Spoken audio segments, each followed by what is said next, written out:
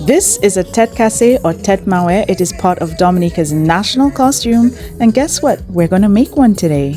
Bonjour tout le monde! Jodi c'est Journée Créole. Journée Créole là, c'est dernier vendredi dans le mois octobre. Nous célébrons Kilti, Lang et puis Wop Créole là. Moi, je fais Tête Cassée moi à nous. Pour faire une Tête Cassée, nous avons besoin de toile madras, yon kawé, vieux papier marron, vieux sac là, et zépang. Zépang! We're gonna have to switch to English because it's starting to hurt. Our square of madras cloth is folded into a triangle. Our vieux papier marron, it's an old paper bag. I opened it up, then I folded it on the diagonal, and now I'm going to make a structure for the headband. So we're just going to fold that to the width we want the headband to be. So we just fold that up and then we keep folding all the way up.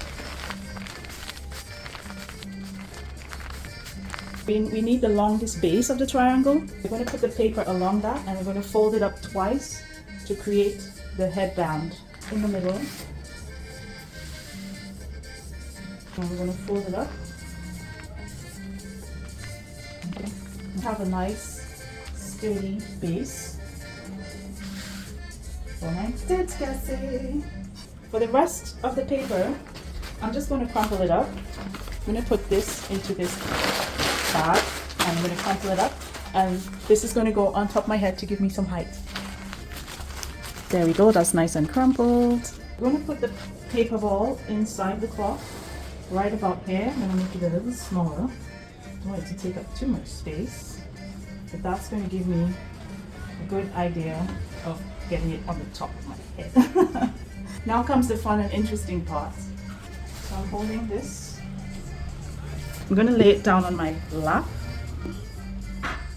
Just going to line this up onto my forehead like this.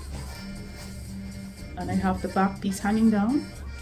And I'm going to tie the band. Let me make it a little higher, there like that. The back triangle is hanging down. My paper's on top of my head. Got me some good height. The two ends I'm going to cross and wrap around the paper to secure it. May not have enough cloth, or I might have to make it smaller, but we're going to make it work. Now that I have the width of my head, I can actually take it off because I can see what I'm doing. This is what the back looks like. Here's the front. So I'm just going to tie that. Maybe I need a smaller bump. I need a smaller bump. This bump is too big. I'm going to extract the bump. You know, it's not an adventure until something goes wrong. Rewind. We're going to go with a smaller bump. I was too ambitious. There we go. And we're going to try again.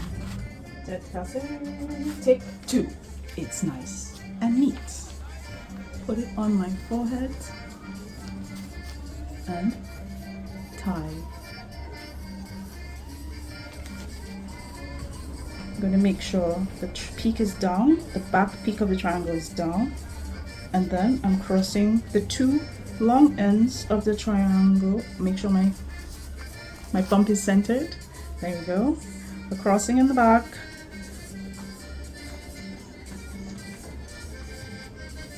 And around the front, yay! I'm just going to tie that there. Tie. There we go, success. I'm just going to take this off and tighten it. Now we have the basic structure of the Tête Cassée. My bump is the right size. So now I'm just going to keep tightening.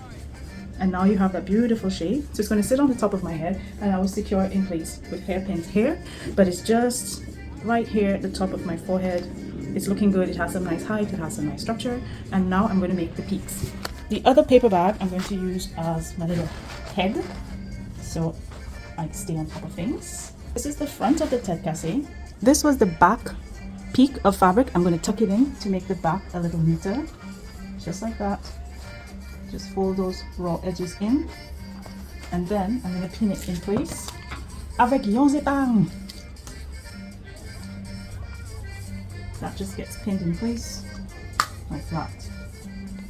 And remember that there's some pins back here, so I'm going to handle that area. That's the back of your tête cassée, and here is the front. So now I'm going to go about making the peaks. So I'm going to have 3 peaks like that.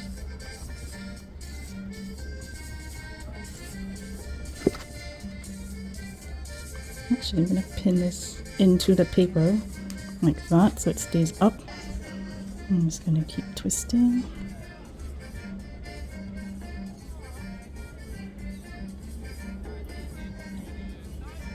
I'm going to create another anchor point here, just like that.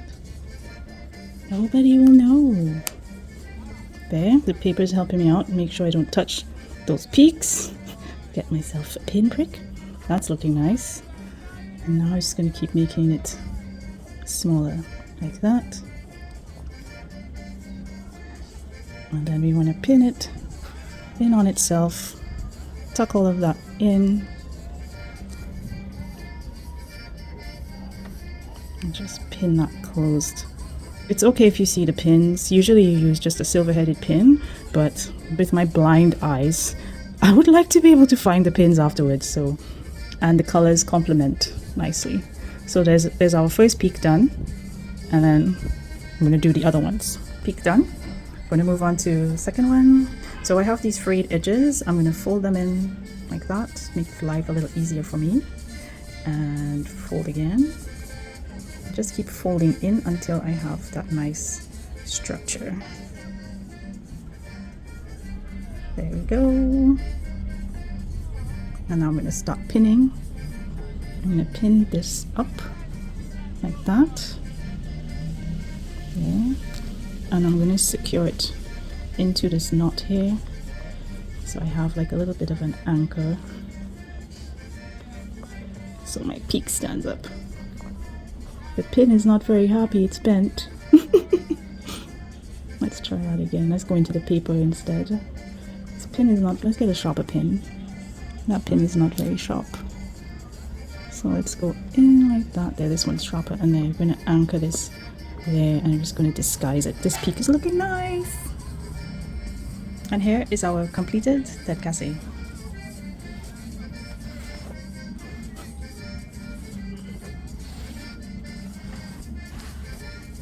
This is the final look for the tête cassée. It has turned out well. My peaks are staying up nice and tall, and I have garnered a couple compliments. Really happy.